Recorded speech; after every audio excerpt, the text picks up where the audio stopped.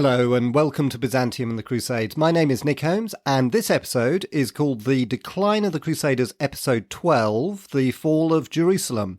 In the last episode we heard about the Battle of Hattin in 1187, when Saladin defeated the main Crusader army by cleverly luring it into a very arid region of what is now northeastern Israel, surrounding it and then depriving the Crusaders of water so that despite a desperate and courageous attempt to break out, he was able to force the exhausted army to surrender, capturing King Guy and most of the main Crusader leaders. However, two Crusaders did succeed in breaking out, Balian of Ibelin and Raymond of Tripoli. Balian then took command of Jerusalem and tried to hold it against Saladin. Now, I just mentioned this story is actually told in a favourite film of mine, which is Ridley Scott's The Kingdom of Heaven, made in 2005, where Balian is played by Orlando Bloom. The Balian in the film isn't entirely historically accurate, but nevertheless he captures a lot of what the real Balian was like, who, as you will hear, was willing to risk his own life to try to save Jerusalem and its inhabitants. But I think the most extraordinary person of all has to be Saladin, since again, as you'll hear, in victory he showed compassion and generosity to the Crusaders, in striking contrast, of course, certainly to the behaviour of the first Crusaders when they captured Jerusalem in 1099.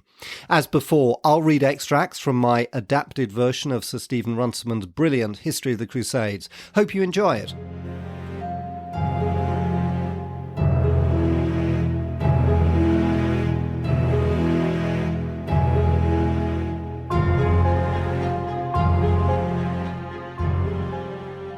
After his glorious victory at the Battle of Hattin in 1187, it only remained for Saladin to occupy the fortresses of the Holy Land. On the 5th of July, knowing that no help could come to her, the Countess of Tripoli surrendered Tiberias to him. He treated her with the honour that she deserved and allowed her to go with all her household to Tripoli.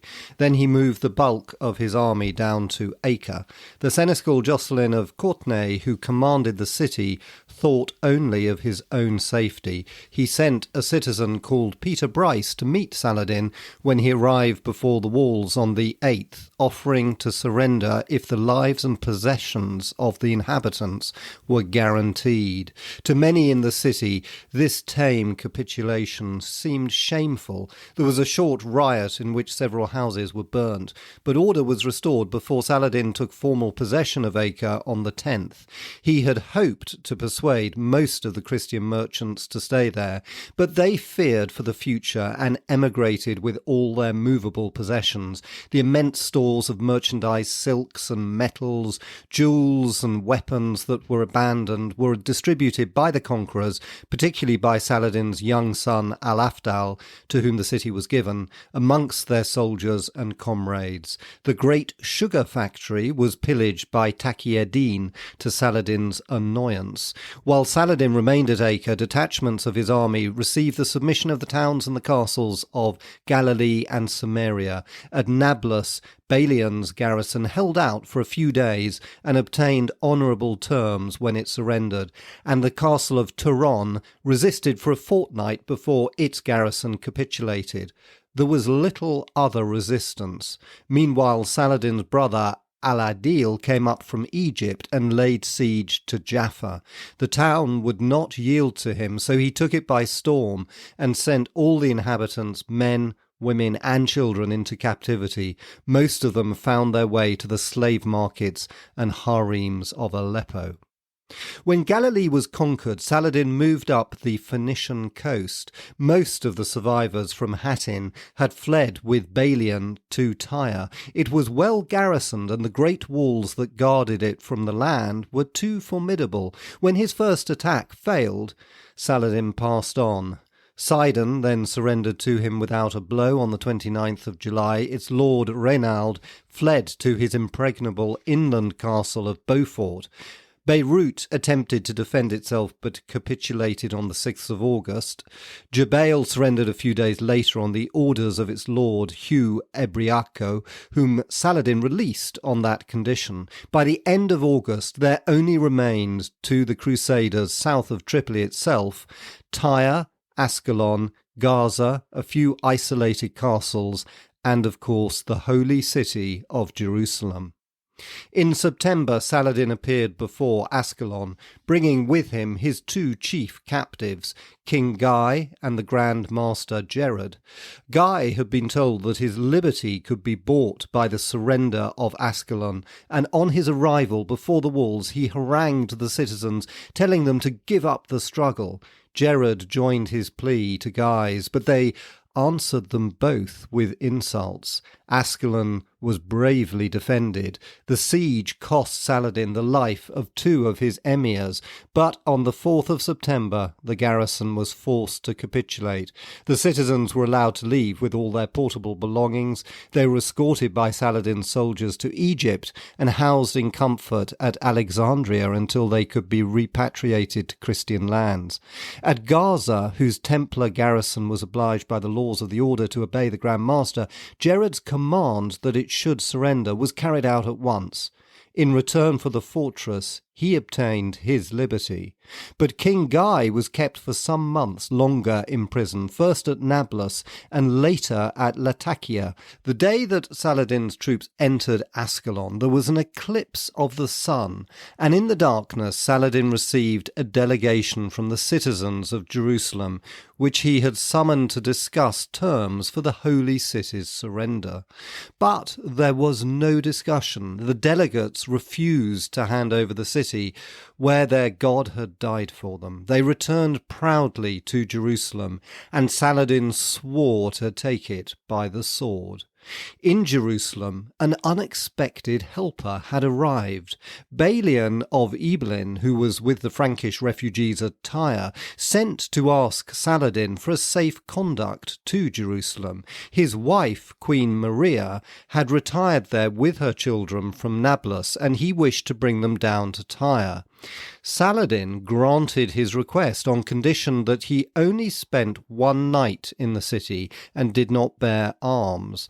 When he came there, Balian found the Patriarch Heraclius and the officials of the military orders trying to prepare the city's defence, but there was no leader whom the people trusted. They all clamoured that Balian should stay and lead them, and they wouldn't let him go. Deeply embarrassed, Balian wrote to Saladin to explain the violation of his oath. But Saladin was always courteous to an enemy that he respected. He not only forgave Balian, but himself sent an escort to convey Queen Maria with her children, her household, and all her possessions down to Tyre. With her went Balian's young nephew, Thomas of Ibelin, and the young son of Hugh of Jabail. Saladin wept to see these children, heirs in vanquished grandeur, pass through his camp into exile.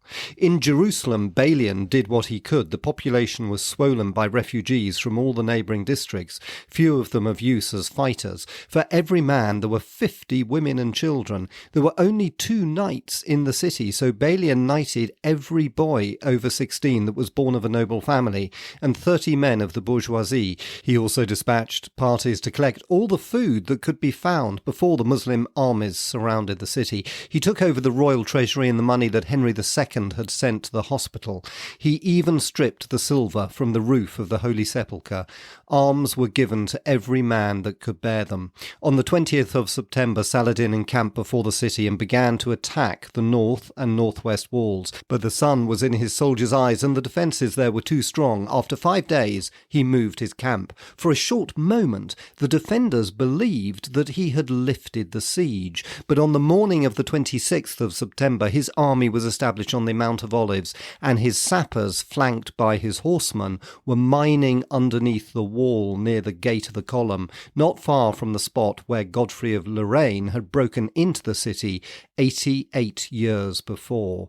By the 29th there was a great breach in the wall. The defenders manned it as best they could and fought furiously, but they were too few to hold it for long against the hordes of the enemy. The Frankish soldiers wished to make one tremendous sortie and, if need be, die. But the Patriarch Heraclius had no mind to be a martyr. If they did so, he told them, they would leave their women and children to inevitable slavery, and he could not give his blessing to so impious an action.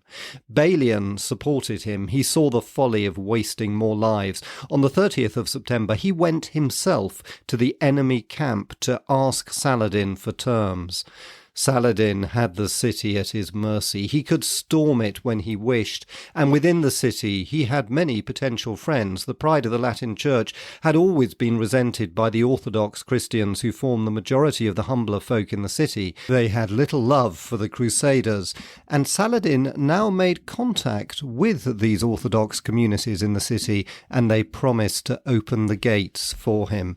Their intervention was not needed, however, for when Balian came before his tent, Saladin declared that he had sworn to take Jerusalem by the sword, and only unconditional surrender would absolve him from that oath. He reminded Balian of the massacres committed by the Christians in 1099. Was he to act differently? The battle raged as they spoke, and Saladin showed that his standard had now been raised on the city wall. But at the next moment his men were driven back, and Balian warned Saladin that unless he gave honourable terms, the defenders, in desperation before they died, would destroy everything in the city, including the buildings in the temple area sacred to the Muslims, and they would slaughter the Muslim prisoners that they held. Saladin, so long as his power was recognised, was ready to be generous, and he wished Jerusalem to suffer as little as possible. He consented to make terms and offered that every Christian should be able to redeem himself at the rate of 10 dinars a man, 5 a woman, and 1 a child. Balian then pointed out that there were 20,000 poor folk in the city who could never afford such a sum. Could a lump sum be given by the Christian authorities that would free them all? Saladin was willing to accept 100,000 dinars for the whole 20,000, but Balian knew that so much money could not be raised. It was arranged that for 30,000 dinars, 7,000 should be freed. On Balian's orders, the garrison laid down its arms, and on Friday, the 2nd of October, Saladin entered Jerusalem. It was the 27th day of Rajab, the anniversary of the day when the prophet in his sleep had visited Jerusalem and been taken thence to heaven. The victors were correct and humane. Where the Crusaders, 88 years before, had waded through the blood of their victims, not a building now was looted, not a person injured. By Saladin's orders, guards patrolled the streets and the gates, preventing any outrage on the Christians. Meanwhile, each Christian strove to find the money for his ransom, and Balian emptied the treasury to raise the promised 30,000 dinars. It was with difficulty that the hospital and the temple could be made to disgorge their riches, and the patriarch and his chapter looked after themselves alone. It shocked Saladin to see Heraclius paying his 10 dinars for his own ransom and then leaving the city bowed down by the weight of the gold that he was carrying, followed by carts laden with carpets and plate. Thanks to the remains of Henry II's donation, the 7,000 poor were freed, but many thousands could have been spared slavery if only the military orders and the church had been more generous. Soon 2 streams of Christians poured out through the gates, the one of those whose ransoms had been paid by themselves or by Balian's efforts. The other consisted of those who could afford no ransom and were going into slavery. So pathetic was the sight that Saladin's brother Al-Adil turned to him and asked for 1,000 of them as a reward for his services. They were granted to him, and he at once set them free. The patriarch Heraclius, delighted to find so cheap a way of doing good, then asked that he might have some slaves to liberate. He was granted 700, and 500 were given to Balian. Then Saladin himself announced that he would liberate every aged man and woman. When the Frankish ladies who had ransomed themselves came in tears to ask him where they should go, for their husbands or fathers were slain or captive, he answered by promising to release every captive husband, and to the widows and orphans he gave gifts from his own treasury, to each according to her estate. His mercy and kindness were in strange contrast to the deeds of the Crusaders of the First Crusade. However, not all of Saladin's army behaved in this way. Some of his emirs and soldiers were distinctly less kindly. There were tales of Christians being smuggled out in disguise by Muslims who then blackmailed them of all that they possessed.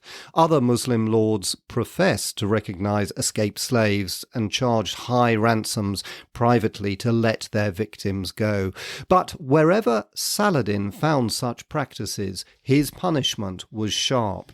The long line of refugees moved slowly down to the coast, unmolested by Saladin's army. They travelled in 3 convoys, the first led by the Templars, the second by the Hospitallers, and the third by Balian and the Patriarch. At Tyre, which was already overcrowded with other refugees, only fighting men could be admitted. Near Botron, a local baron, Raymond of Niffin, robbed them of many of their goods. They moved on to Tripoli. There, too, earlier refugees filled the city, and the authorities, short of food, would admit no more and close the gates against them. It was not until they reached Antioch that they found any resting place, and even there they were not allowed willingly into the city. The refugees from Ascalon were more fortunate. When Italian merchant captains refused to take them onto Christian ports without heavy fees, the Egyptian government refused to allow the ships to sail until they accepted them for free. The Orthodox Christians and the Jacobites remained in Jerusalem. Each had officially to pay a capitation tax in addition to his ransom, though many of the poorer classes were excused the payment. The wealthier among them bought up much of the property left vacant by the Crusaders' departure. The rest was bought by Muslims and by Jews whom Saladin encouraged to settle in the city. When the news of Saladin's victory reached Constantinople, the Byzantine Emperor Isaac Angelus sent an embassy to Saladin to congratulate him and to ask that the Christian holy places should revert to the Greek Orthodox Church. After a little delay, his request was granted. Meanwhile, many of Saladin's friends had urged him to destroy the Church of the Holy Sepulchre, but he pointed out that it was the site, not the building, that the Christians venerated, and that they would still wish to make pilgrimages there, nor did he want to discourage that. In fact, the church was only closed for 3 days. Then Frankish pilgrims were admitted on payment of a fee. The Christian refugees had not left the city before the cross over the dome of the rock was taken down and all signs of Christian worship removed, and the Mosque al-Aqsa cleaned of all traces of its occupation by the Templar Knights. Both buildings were sprinkled with rosewater and dedicated once more to the service of Islam. On Friday the 9th of October, Saladin was present with a vast congregation to give thanks to his God in the mosque.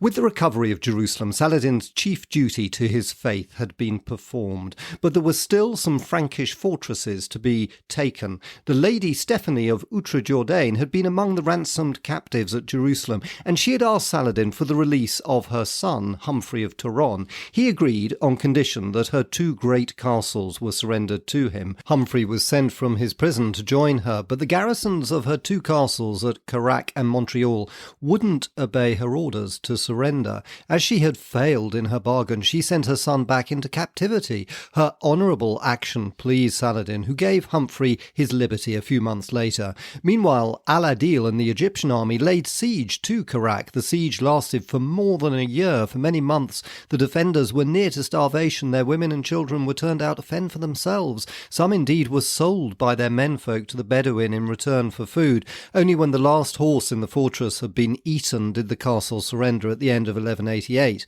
Montreal, less closely pressed, held out for some months longer.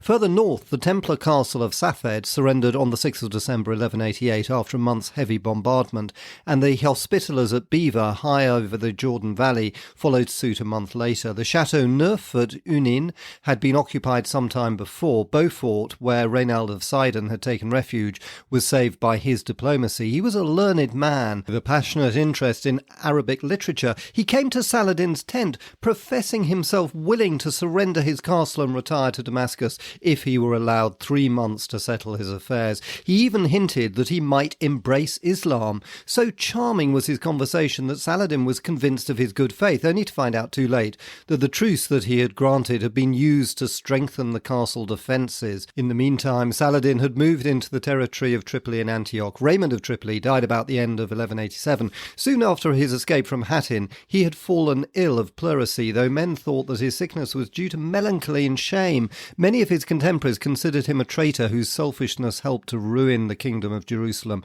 But William of Tyre and Balian of Ibelin both were his friends and defenders. His real tragedy was the tragedy of all of the Frankish colonists of the second and third generations who, by temperament and from policy, were ready to become part of the Oriental world, but were forced by the fanaticism of their newly arrived Western cousins to take sides, and in the end they could not but take sides with fellow Christians.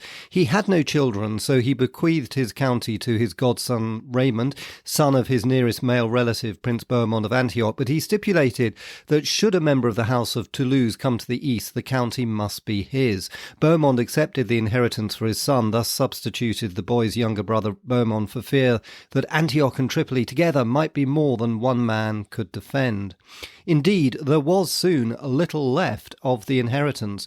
On the 1st of July 1188, Saladin swept through the Bukhaya with reinforcements newly arrived from Sinjar. He passed by the Hospitaller fortress at Krak, which he thought too strong to attack. He moved towards Tripoli, but the arrival there of the King of Sicily's fleet deterred him.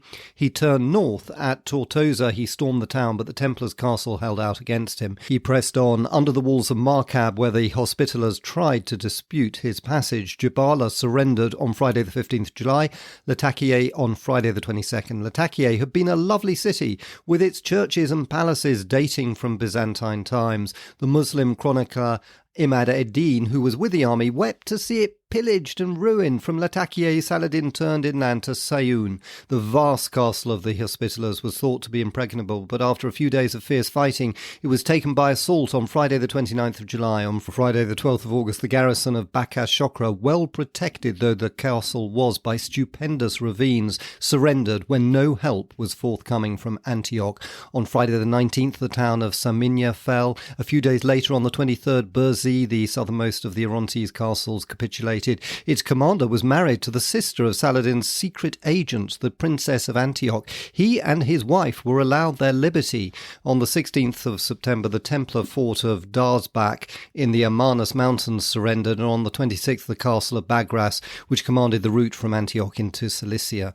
But Saladin's army was now weary, and the troops from Sinjar wished to go home. When Prince Bohemond begged for a truce, which recognised all the Muslim conquests, Saladin granted it to him. He could, he thought, finish off the task whenever he chose, for all that was left to Bohemond and his sons were their two capitals of Antioch and Tripoli and the port of St. Simeon, while the Hospitallers kept Markab and Krak and the Templars Tortosa. But further south there was one other city that Saladin had not taken, and therein he made his great mistake. The refugee barons of Palestine were crowded now in Tyre, the strongest city of the coast, joined to the mainland only by a narrow sandy peninsula, across which a great wall was built.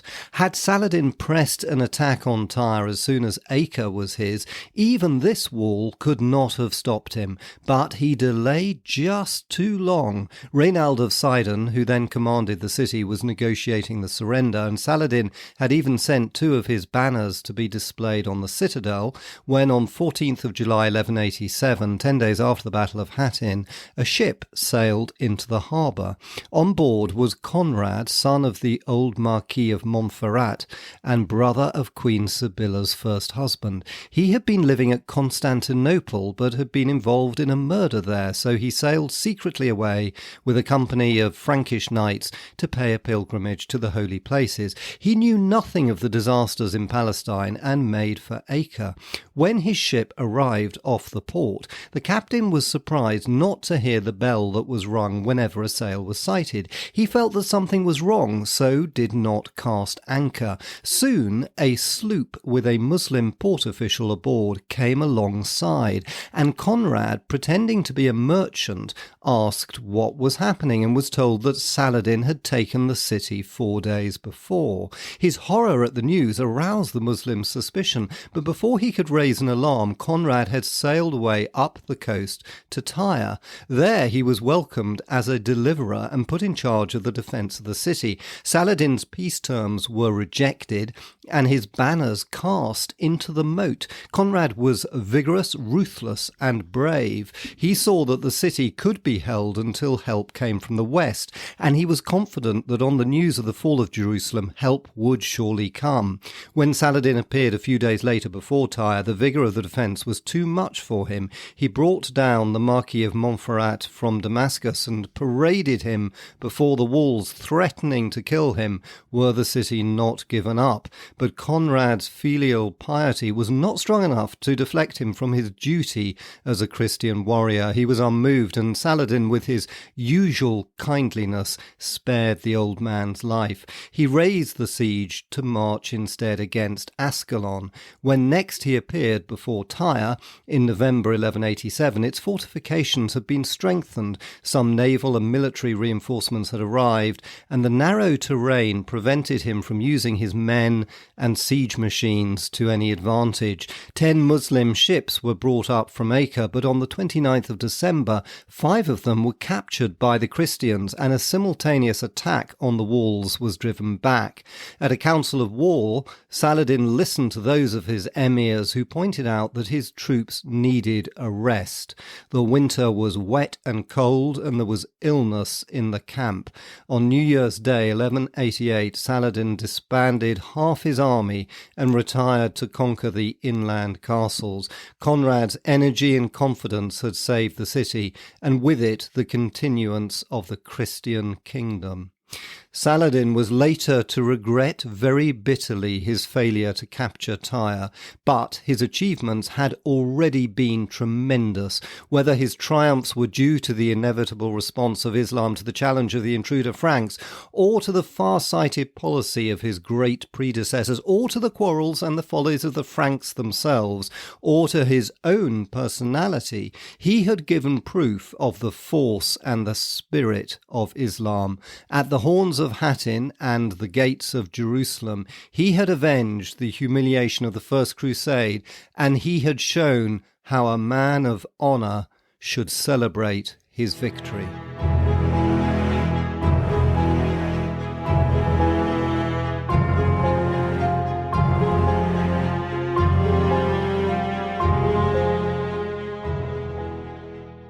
And that ends this episode. Hope you enjoyed it. As always, I'd be hugely grateful if you left any ratings on the podcast. Thank you so much. And in the next episode, we'll hear how the news of the fall of Jerusalem was received in the West. And I'll try to get this out next Thursday instead of the normal Saturday ahead of the Christmas holidays. Thank you so much for listening.